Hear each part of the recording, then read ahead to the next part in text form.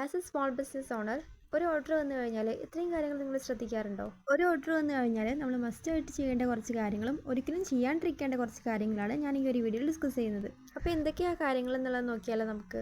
ഒന്നാമത്തെ കാര്യമാണ് talk to customer professionally. അതിപ്പോൾ നമ്മുടെ ഫ്രണ്ട് ആയിക്കോട്ടെ, നമുക്കറിയുന്ന ഒരാളായിക്കോട്ടെ, ആരായാലും ഒരു എൻക്വയറി നടക്കുന്ന സമയത്ത് അതല്ലെങ്കിൽ ഒരു ഓർഡർ കൺഫേം ചെയ്യുന്ന സമയത്ത് നമ്മൾ അവരായിട്ട് പ്രൊഫഷണലി കമ്മ്യൂണിക്കേറ്റ് ചെയ്യുക എന്നുള്ളതാണ്. എന്ന് വെച്ചിട്ട് ഭയങ്കര സീരിയസ് ആയിട്ട് റിപ്ലൈ കൊടുക്കണമെന്നല്ല. It's just be polite, respond clearly, avoid casual or confusing replies. അത്രയേ ഉള്ളൂ. രണ്ടാമത്തെ കാര്യമാണ് എല്ലാ ഡീറ്റെയിൽസും ക്ലിയർ ആയിട്ടിരിക്കുക എന്നുള്ളത്.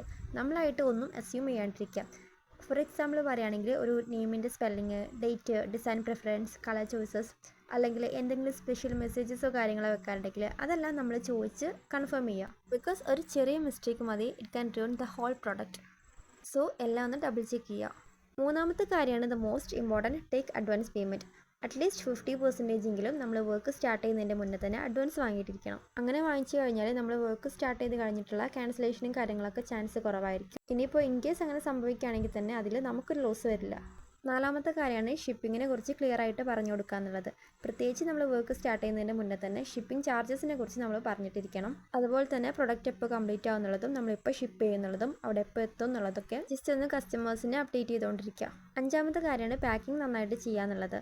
അത് ജസ്റ്റ് ഒരു പ്രൊട്ടക്ഷൻ മാത്രമായിട്ട് കാണാതെ അതൊരു എക്സ്പീരിയൻസ് ആയിട്ട് കാണാം. കസ്റ്റമർ നമ്മൾ ചെയ്ത വർക്കിന് മുന്നേ കാണുന്നത് നമ്മുടെ പാക്കിംഗ് ആയിരിക്കും. സോ അത് അടിപൊളിയാക്കാൻ വേണ്ടിയിട്ട് നോക്കുക. എന്ന് വെച്ചിട്ട് ഭയങ്കര എക്സ്പെൻസീവ് മെറ്റീരിയൽസും കാര്യങ്ങളൊന്നും യൂസ് ചെയ്യണമെന്നല്ല. ഒരു ക്ലീൻ റാപ്പ് കൊടുക്കുക, ഒരു താങ്ക് യു നോട്ട് വെക്കുക, അങ്ങനെയുള്ള ചെറിയ ചെറിയ കാര്യങ്ങളൊക്കെ ശ്രദ്ധിക്കുക. അടുത്ത കാര്യമാണ് പ്രൊഡക്റ്റ് റിസീവ് ചെയ്തതിന് ശേഷം കസ്റ്റമറോട് മസ്റ്റായിട്ട് റിവ്യൂ ചോദിക്കുക. പ്രത്യേകിച്ച് നിങ്ങളൊരു ബിഗിനർ ആണെങ്കിൽ എന്തായാലും നമ്മൾ റിവ്യൂ ചോദിക്കുക. നിങ്ങൾക്ക് പുതിയ കസ്റ്റമേഴ്സിനെ കിട്ടാനും അതേപോലെ സ്റ്റാറ്റസ് ആക്കിയിട്ടും സ്റ്റോറി ആക്കിയിട്ടൊക്കെ അപ്ഡേറ്റ് ചെയ്യാൻ വേണ്ടിയിട്ട് ആ ഒരു റിവ്യൂ ഹെൽപ്ഫുൾ ആവും. ഇനി ചെയ്യാൻ പാടില്ലാത്ത കുറച്ച് കാര്യങ്ങൾ പറയാം. അതിലൊന്നാമത്തെയാണ് അണ്ടർ പ്രൈസിങ് യുവർ പ്രൊഡക്ട്സ് എന്നുള്ളത്. പ്രത്യേകിച്ച് നമ്മുടെ അതേ ഫീൽഡിലുള്ള മറ്റുള്ളവരുടെ വർക്കും അവരുടെ പ്രൈസിംഗ് ഒക്കെ കണ്ടിട്ട് നമ്മുടെ പ്രൊഡക്റ്റ് ഒരിക്കലും വില കുറച്ച് കൊടുക്കാണ്ടിരിക്കുക. മറ്റുള്ളവർക്ക് കിട്ടുന്നതും നമുക്ക് കിട്ടുന്നതുമായ സാധനത്തിൻ്റെ കോസ്റ്റിലും ക്വാളിറ്റിയിലും ട്രാവൽ എക്സ്പെൻസിലും എല്ലാം ഡിഫറൻസ് ഉണ്ടാവും. സോ അതെല്ലാം നോക്കിയിട്ട് നിങ്ങൾ അതിനനുസരിച്ച് ഒരു പ്രോഫിറ്റ് എടുക്കാം. ഹാൻഡ് മെയ്ഡ് ആയിട്ടുള്ള ഗിഫ്റ്റിന് എങ്ങനെയാണ് പ്രൈസ് ഇടുക എന്നുള്ളതിൻ്റെ ഒരു ഡീറ്റെയിൽഡ് വീഡിയോ ഞാൻ ഓൾറെഡി നമ്മുടെ ചാനലിൽ അപ്ലോഡ് ചെയ്തിട്ടുണ്ട്. അപ്പോൾ വേണമെങ്കിൽ അതൊന്ന് കയറി കണ്ടു നോക്കുക. അതിലൊരു വർക്കിന് എത്ര പ്രോഫിറ്റ് എടുക്കുക എന്നുള്ളതും വർക്ക് തുടങ്ങുന്നതിന് മുന്നേ നമുക്ക് എങ്ങനെ റേറ്റ് പറയാമെന്നുള്ളതെല്ലാം ഡീറ്റെയിൽഡായി പറയുന്നുണ്ട്. അപ്പോൾ ഒന്ന് കയറി കണ്ടു നോക്കുക. പിന്നെ അടുത്തൊരു കാര്യമാണ് ഇമ്മീഡിയറ്റ് ആയിട്ട് ഒരു സക്സസ് എക്സ്പെക്റ്റ് ചെയ്യുക എന്നുള്ളത്. ഒരു ബിസിനസ് തുടങ്ങുന്ന കൂടുതൽ പേരും ഇത് നിർത്തിപ്പോകാനുള്ള കാരണം ഇത് തന്നെയായിരിക്കും.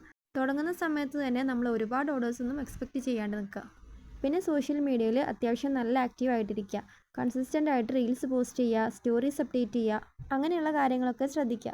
ജസ്റ്റ് പ്രൊഡക്ട്സിൻ്റെ വീഡിയോസും ഫോട്ടോസും മാത്രം അപ്ലോഡ് ചെയ്യുന്നതിന് പകരമായിട്ട് ബിഹൈൻഡ് ദ സീൻസും പാക്കിങ്ങും അങ്ങനെയുള്ള വീഡിയോസും കൂടെ പോസ്റ്റ് ചെയ്യാൻ വേണ്ടിയിട്ട് നോക്കുക.